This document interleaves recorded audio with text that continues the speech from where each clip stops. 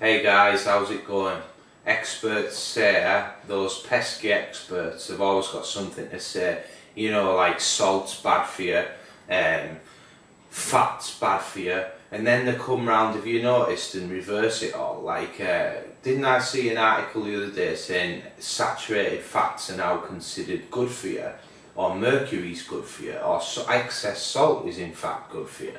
The latest one that I've seen just there is sitting up straight at work. This is on the BBC. Sitting up straight at work is actually bad for you now, where for years they've told us that if you work at a computer you must sit up straight, blah blah blah. Well, according to a new study, it's now bad for you. The same way as cigarettes are bad for you, even though Japan has the highest rate of smokers and the lowest rate of lung cancer. Not that I think cigarettes are particularly good for you, but they come up with these tenuous links all the time, and it's always prefaced by this prefix experts now say. Now say, it's usually now say, because then they can change it, you know. It's a bit like a rat in a maze, really, isn't it? If you put a rat in a maze and then you let the rat free and sort of every exit's blocked off and you electrocute all the exits, and the rat will sort of stumble around and be electrocuted whenever it tries to escape. Eventually the rat just sort of sits in the corner, you know, and shivers and rolls over and dies. And to me, a lot of this sort of fear mongering is partly to do with that. It's just to get people in this state of constant terror all the time about everything. You know, if you're frightened of what to eat, you're frightened of what to smoke, you don't know whether you can cross the road safely without being run over by a truck. It's all this fear mongering all the time that we see in the media, and it's always backed up by these so-called expert claims.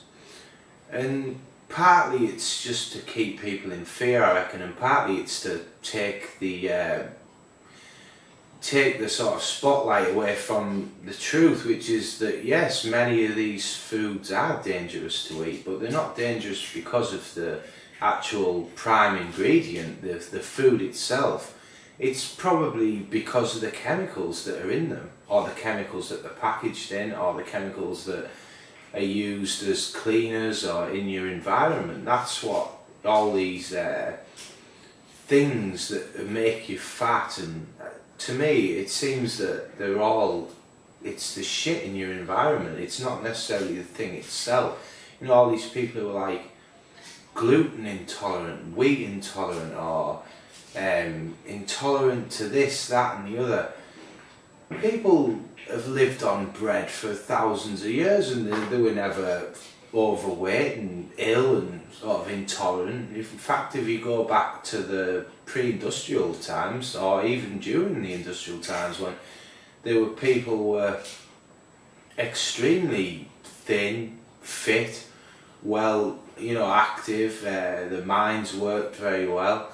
And to me, I think it's not the wheat, it's what they spray on the wheat, you know, and it's by association. They say, well, it's this wheat, it's every time someone eats a wheat product, but really it's what's on the wheat. That's the problem. So I would think about that while when you hear these sort of expert claims on the TV and in the media and so on. Just be a little wary and a little sceptical about what these so-called experts have to say, because 9 times out of 10, a week down the line, they'll come out and reverse it, and you're left thinking, who do I trust? Do I trust the government? Do I trust these experts? Do I put any stock in what they're saying? And I would say no. Use your own brain, question things, and you'll do a lot better. Alright, catch you later.